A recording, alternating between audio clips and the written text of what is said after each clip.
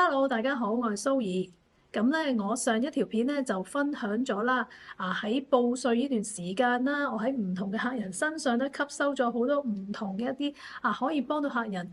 報稅嘅時候可以更加慳到稅嘅一啲嘅 tips 啦。咁而家嚟到 part two 嘅部分咧，我就將會分享咧更加多，可以咧俾大家咧作為參考，喺明年報稅嘅時候咧，去睇下有冇辦法慳翻多啲稅嘅一啲 tips 喎。開始之前咧，麻煩記得幫我 like 啦、subscribe 我條片啦，同埋分享俾咧你認為身邊有需要呢啲資訊嘅朋友啦。咁如果大家咧唔嫌麻煩嘅話咧，可以喺下邊咧留言區嗰度留言俾我，話俾我聽咧呢啲嘅資訊點樣幫到你啊？又或者咧喺未來你會想睇到啲乜嘢方面嘅資訊？咁等我咧都可以咧多啲去了解大家嘅需要啦。同埋透過呢啲嘅互動啦，YouTube 咧亦都會更加幫我咧將呢條片推去咧俾更加多想了解呢方面資訊嘅朋友嘅，所以咧麻煩大家幫幫手啦。咁事不宜遲啦，咁我哋咧睇埋咧 Part Two，我咧分享俾大家嘅一啲慳稅嘅 tips 啊。華人社區咧應該有好多人咧都係有出租物業啦。咁我發現咧，當啲客人去出租物業稅嘅時候咧，大家咧都真係咧甩頭甩計嘅喎。嗱，咁當然啦，你嘅收租收入就當然要成為你嘅稅務收入啦。但係你要記住喎，你啲稅務收入咧係唔似你打工咁啦，一早預繳咗一啲嘅稅嘅。咁所以咧，其實你係要俾稅嘅喎，即係話你報完稅之後仲要俾翻稅嘅喎。不過喺加拿大咧，你可以咧扣減一啲部分嘅開支嘅，例如你有貸款需要還供款嘅話啦，咁你供款嘅利息部分咧可以扣開支嘅。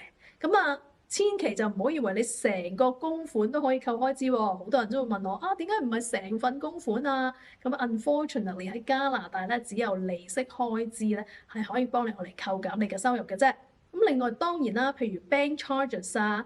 律師費會計師費呢啲一定可以當為開支啦。仲有你嘅地稅啦、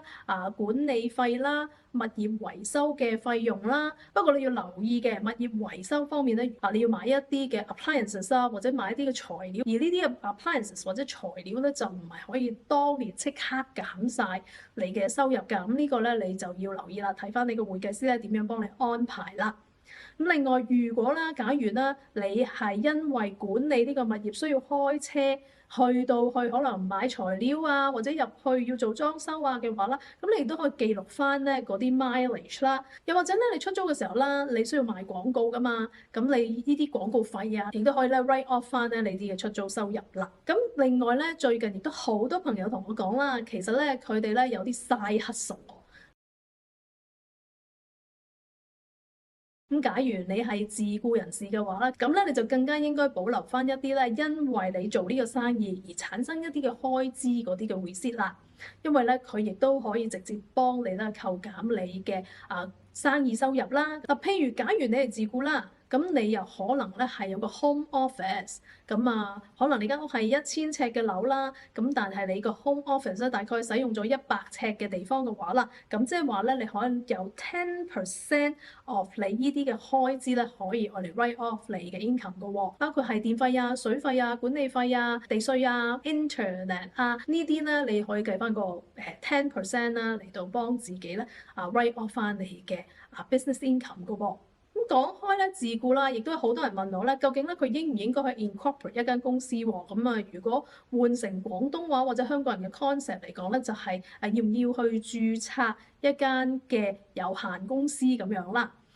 其實咧，如果喺加拿大嚟講啦，就算你唔註冊一間公司啦，你鋪翻一啲 service 俾人嘅話咧，你都可以以 self-employed 嘅形式去 run 呢個 business 嘅，呢個唔係一個問題嚟嘅。咁不過咧，如果你只係得一個客戶，而你又係唯一一個嘅 operator 嘅話啦，咁我就會建議你咧就慎重考慮係咪要去 incorporate 一間公司啦，因為其實 CRA 咧會好懷疑咧你係咪咧特登咧係想 take advantage 去避稅咧咁樣嘅。但係你話唔係喎，我咧其實真係會發展唔同嘅客戶啦。又亦都將來會準備會請員工啦，去開拓你嘅生意啦，同埋再加上咧你嘅生意收入咧係遠遠超過咧你要出糧俾自己去過生活嘅話啦，咁咧你去 incorporate 一間公司咧就會更加合理啦。咁啊之前啦，我同會計師啊或者我自己都拍過啲片啦，就講到關於咧應唔應該 register 一個 business 或者 incorporate 一間 business 咧係為咗純粹慳稅嘅。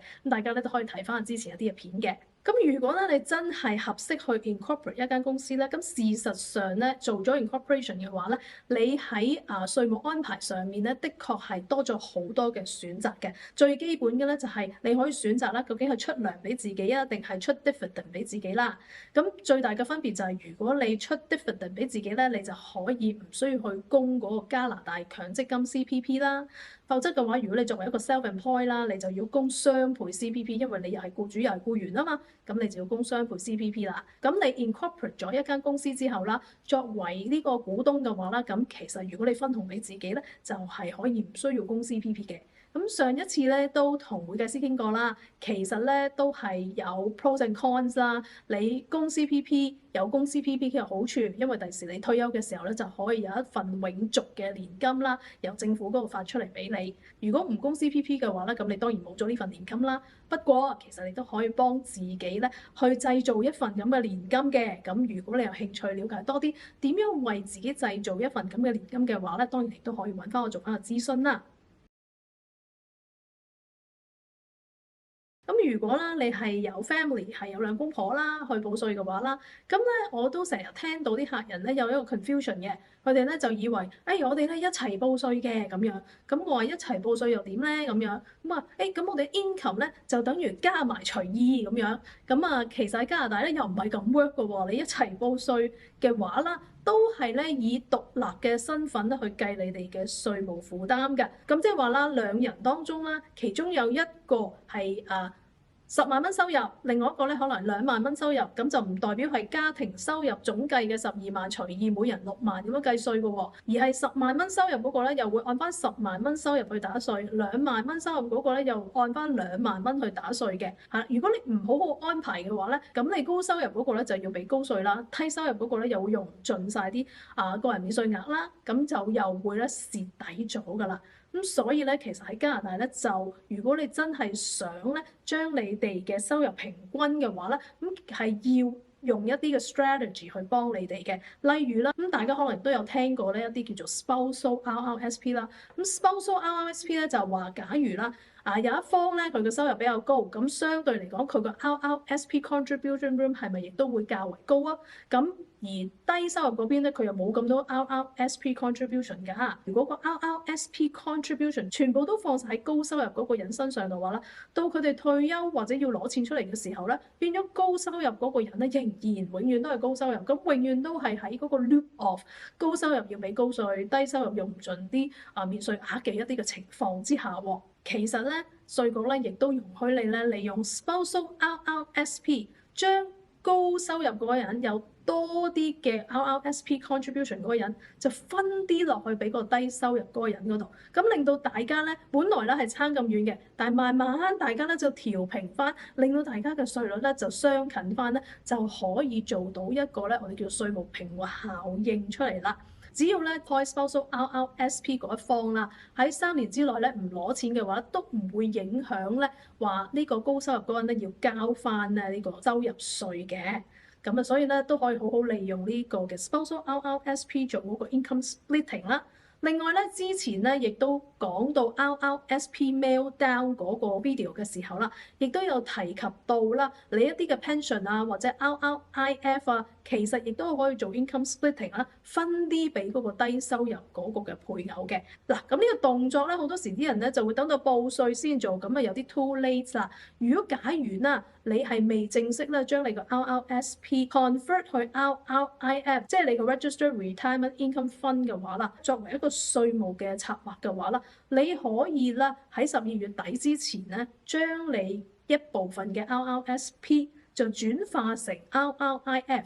然後咧你就從 RRIF 嗰度攞錢嘅時候啦，到你報稅嘅時候啦，即係第2年報稅嘅時候啦，你就可以咧同會計師講，或者會計師可以俾翻個建議你，喂，你可以咧 split 啲落去嗰個較為低收入嗰個人嗰度喎，咁變相咧你提取呢一筆錢嘅時候咧，就唔會谷晒咧喺高收入嗰一個嘅單位嗰邊啊嘛，所以咧你都可以利用呢個方法咧，幫你減低咧你嘅稅務負擔嘅喎。咁不過咧都有啲條件嘅，例如咧只有 pension 啊或者 RRIF 啊一啲嘅年金 annuity 呢啲嘅 contract 啦，先至可以咧做到咧呢個 income splitting 嘅效果嘅。咁咧第二咧就係話將 RRIF share 出嚟嗰一方咧必須要65歲或以上啦。咁另外咧就話你兩個都要係一齊住，即係話你哋唔可以分開咗啦，同埋咧都仲要喺加拿大住咧，先至可以做呢個動作。即係你要做加拿大稅務居民，你如果喺加拿大非稅務居民咧，就做唔到呢一樣嘢啦。咁另外咧 income splitting 咧亦都唔 apply 喺嗰啲CPP 啊 OAS 啊，其實你就唔好話我收 CPP 喎，可唔可以同我配偶 split 咧？就唔得嘅， OAS 都唔得嘅，咁啊所以都要留意啦。咁另外啦，我相信啦，睇得我條片嘅有好多客人咧，其實都揾我咧做緊呢一啲嘅投資，或者佢自己本身有做一啲嘅投資啦。咁一啲叫做 non-register 嘅 account 啦，其實每年咧都要報稅計稅噶嘛。咁好多時啊，如果你做投資嘅話，係咪咧都會考慮咧喺賺錢先賣出嚟啊？不過我今日咧想同大家分享一樣嘢咧，就話喺唔賺錢攞出嚟嘅時候，原來咧都係一個咧有效嘅稅務策略嚟嘅喎。咁即係話咧，利用你嘅損失咧，去減輕咧你嘅資本收益，即係用個 capital loss 去對沖翻你一啲嘅 capital gain。咁喺咩時候做最好咧？嗱，好似咧前一段日子啦，咁個市場做緊 correction 噶嘛，咁其實喺嗰啲時間啦，咁其實都曾經有客人咧就叫我，哇，幫我買晒啲嘢啦，咁我話，等等先，咁我嘅工作咧就係要幫佢哋守後門啊嘛，咁我都會問清楚，點解你要買晒啲嘢啊？係咪咧即時有一個咧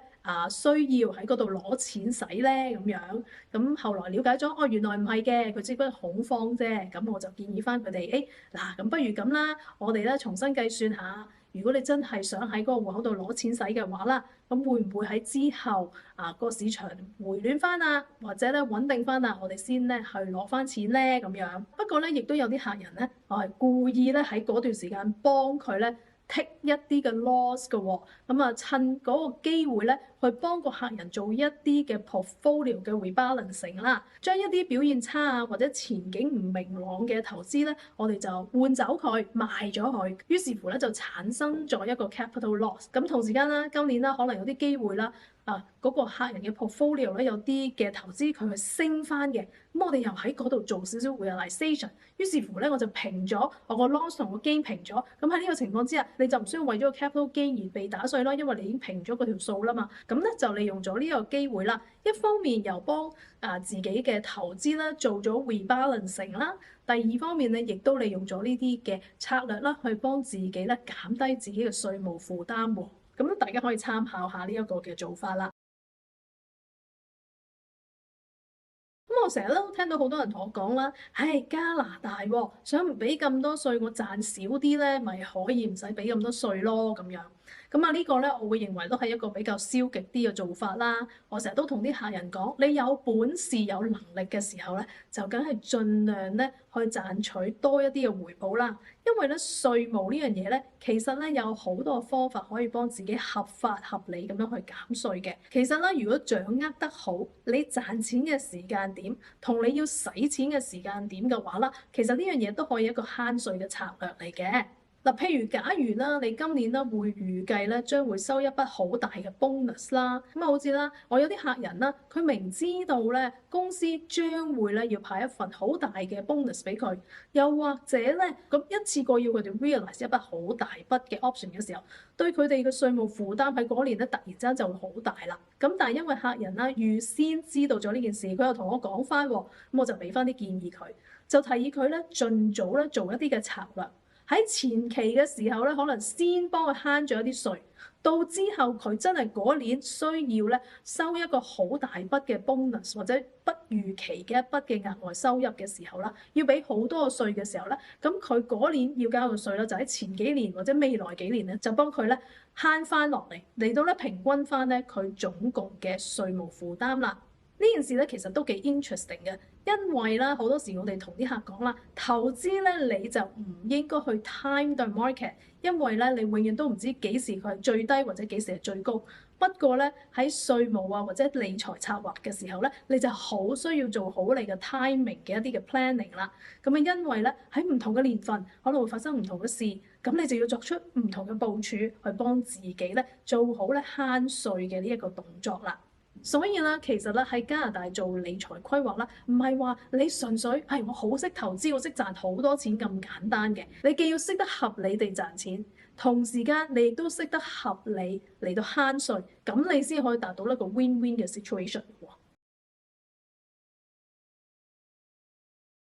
咁啊好多時啦，有啲客人都會話，報稅啫嘛，填份表好簡單啫咁樣。咁但係如果你問我啦，我就會話，其實報稅咧，只不過反映咗你過去嘅時間啊，做咗啲乜嘢理財嘅策劃啊，一啲嘅行動，到最終咧報稅嘅時候咧，好似一個成績表咁反映翻出嚟嘅，反映翻啦，究竟你做咗啲乜嘢啦，你漏做咗啲乜嘢啦，你做咗嘅嘢啦，究竟咧做得啱唔啱，做得好唔好啦？嗱，咁啊同大家咧分享咗一啲 tips 啦，咁啊可能咧好多時咧我都會聽到啲客人話，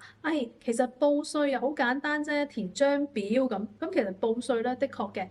嗰個動作嗰一下咧，真係填張表嘅啫。不過我更加認為呢一張表咧，佢有比淨係報稅啊更深嘅意義，因為咧其實呢個報稅表係代表住究竟你過去做嘅策劃啦，你嘅所有行動啦，你做得啱唔啱啦，你做得好唔好啦嘅一個成績表咁樣樣咯。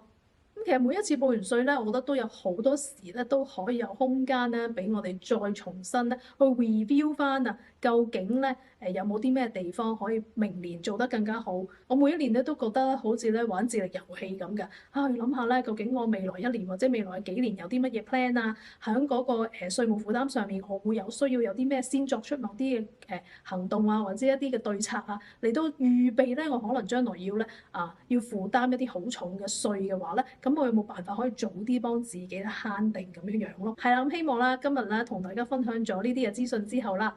快啲咧就去攞翻你報完稅之後嗰份嘅 T1 report，同埋咧稅局寄翻俾你嗰個 NOA。睇一睇，你會唔會覺得自己哇點解我要俾咁多稅嘅咧？而好希望咧，你會利用我今日分享嘅資訊，或者甚至可以揾我做諮詢，幫你睇下咧有啲咩地方啦，可以喺未來咧幫你減輕你嘅稅務負擔嘅。咁同埋咧，記住啦，全年咧一有機會嘅時候咧，就將我頭先分享過講話你需要保留嘅嗰啲 receipt 啊、單據啊，就盡早咧就收集，並且咧妥善嘅分翻來，等你咧再報稅嘅時候咧，咁你就唔使臨急抱佛腳，甚至咧可能到最後因為趕 deadline 咧漏咗啲你可以扣減嘅一啲稅啦。如果咧大家喜歡呢一類嘅實用嘅理財資訊內容嘅話啦，記得幫我 like 啦、subscribe 同埋 share 一條影片咧俾會想知道呢啲資訊嘅朋友啊！